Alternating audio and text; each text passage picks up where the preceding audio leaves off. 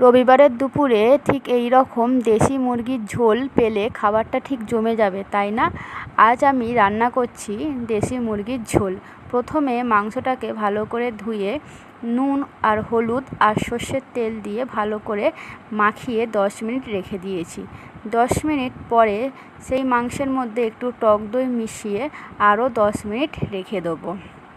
তারপর এইদিকে পেঁয়াজটা একটু মোটা মোটা করে কেটে নিয়েছি, আর একটু আলুটা একটু বড় করে সাইজে কেটেছি, টমেটো কেটেছি আর কাঁচা লঙ্কা কেটে নিয়েছি।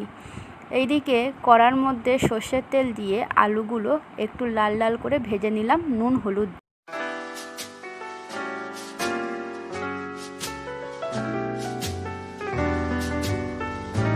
The world's greatest authority in modern dancing. Perfect.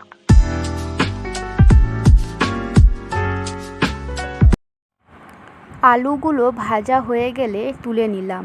তারপর সেই তেলের মধ্যেই তেজপাতা, একটা লবঙ্গ আর ছোট্ট মতো একটা দারচিনি দিয়ে আর কিছুটা পরিমাণ জিরে দিয়ে একটু হালকা করে নেড়ে তার উপরে পেঁয়াজগুলো দিয়ে দিলাম।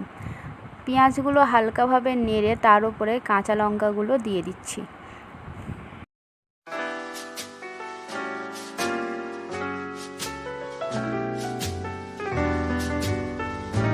The world's greatest authority in modern dancing. Perfect. পেঁয়াজটা হালকা লাল হয়ে গেলে ম্যারিনেট করা মাংসটা দিয়ে প্রায় 2 মিনিটের মতন কষিয়ে নিলাম।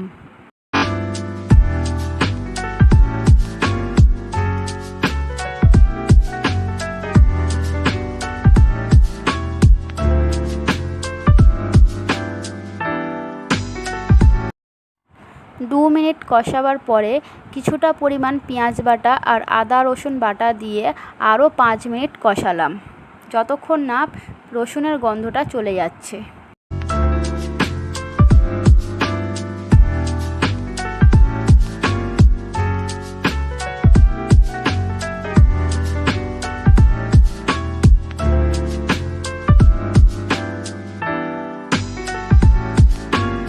রসুনের গন্ধটা চলে যাবার পরে পরিমাণ মতো নুন আর অল্প পরিমাণ হলুদ গুঁড়ো দিয়েছি, যেহেতু ম্যারিনেট করার সময় হলুদ দিয়েছিলাম। তারপর লঙ্কা গুঁড়ো দিয়ে আরও কিছুটা কষিয়ে নিলাম।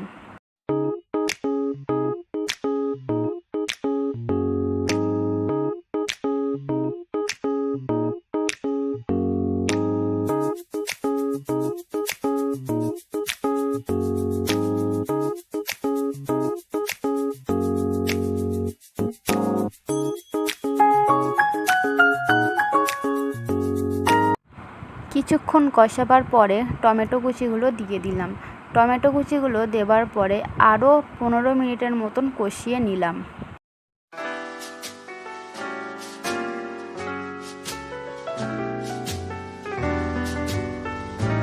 The world's greatest authority in modern dancing. Perfect.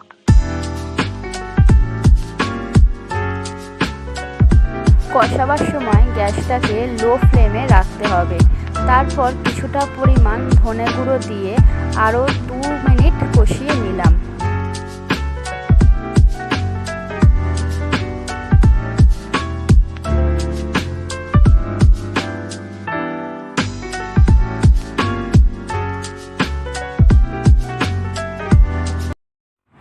তারপর মশলা ধোয়া জলটা দিয়ে প্রায় 15 মিনিটের মতন লো ফ্লেমে ঢাকা দিয়ে রেখে দেব।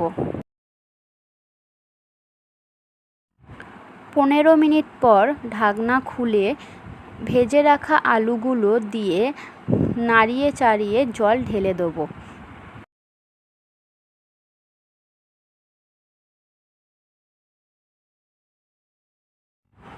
জল ঢালার পরে ঢাকা দিয়ে আরও 10 মিনিট ফুটিয়ে নেব।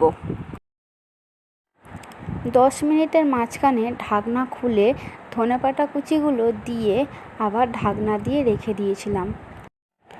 10 মিনিট পরে গ্যাস বন্ধ করে গরম মশলা বাটাটা দিয়ে নামিয়ে নিলাম।